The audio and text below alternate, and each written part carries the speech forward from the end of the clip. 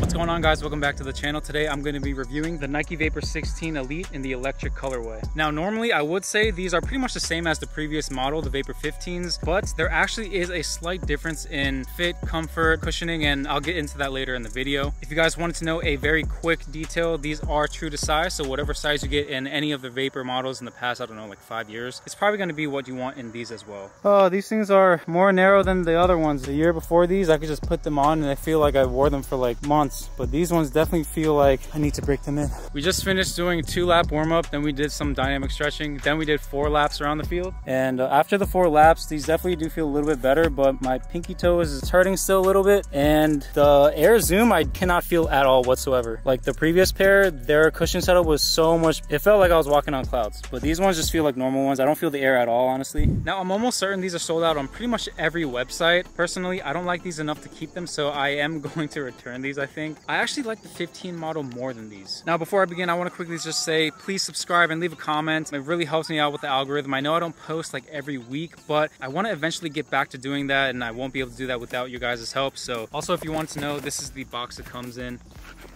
and this is the bag it comes in.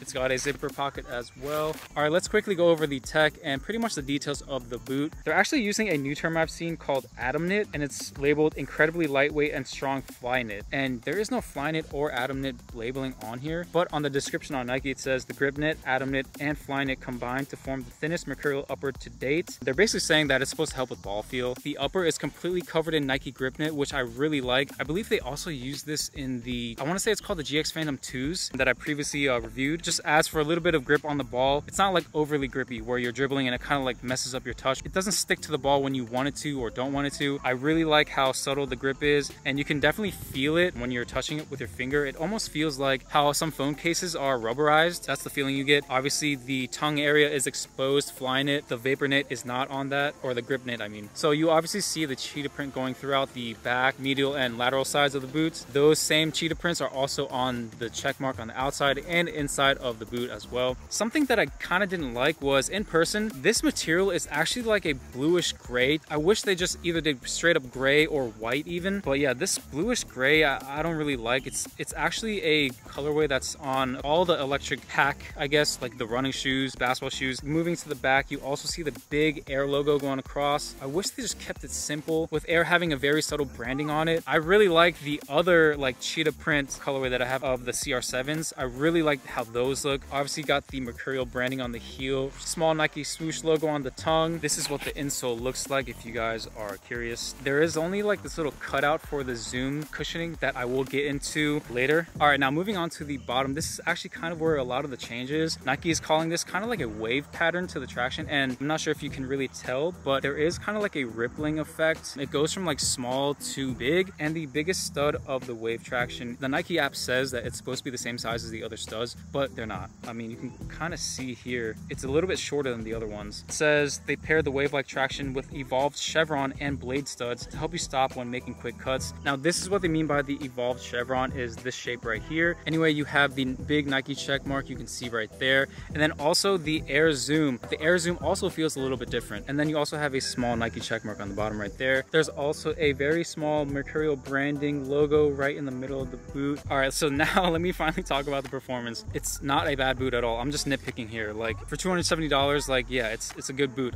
I don't know obviously how long it's gonna last, and when I say that, I had boots in the past where the studs might like break off or chip off, or it might separate, but actually now that I'm noticing, the studs look like they're pretty much connected to the framing of the outside, so that's actually a huge plus. But yeah, it looks like for these, there doesn't look like, you know, like artificial turf or whatever is gonna get underneath, which I had problems with, so I feel like that actually helps with the longevity of these. But in terms of like cushioning, I wish the Air Zoom was more like, you could feel it better. Like in the previous model, the Vapor 15s, I felt like I was walking on clouds with those, and these, I don't even feel the Air Zoom at all. It feels like I'm wearing any normal boot without the Air Zoom, and that was what I really liked about the Vapor 15s. Again, the fit is the same, it's snug. Once you break them in, they fit like a glove. Personally, I love the silhouette of these still. They fit my feet perfectly. I have a wide-ish foot. I would go true to size, but if you have a overly wide foot, then maybe go half size up. As far as stability and traction, you know, cutting in and out, lot of stuff. Yeah, I mean, I felt like, you know, you're not really gonna have issues with that, and I feel like any boot nowadays. So yeah, I mean, I felt totally fine with these. I didn't have any issues. I wasn't really scared to cut and stuff like that. But yeah, that's pretty much it for the performance review of these. Let me know what other boots you guys want me to review, and I'll try to get my hands on them. And yeah, just stay subscribed. You'll never know when I'm gonna post. I don't know when I'm gonna ever post again. But yeah, I'm still, you know, trying to keep the channel alive. Really appreciate your guys' continued support. You can follow me on my Instagram also. Other than that, I'll see you guys on the next video.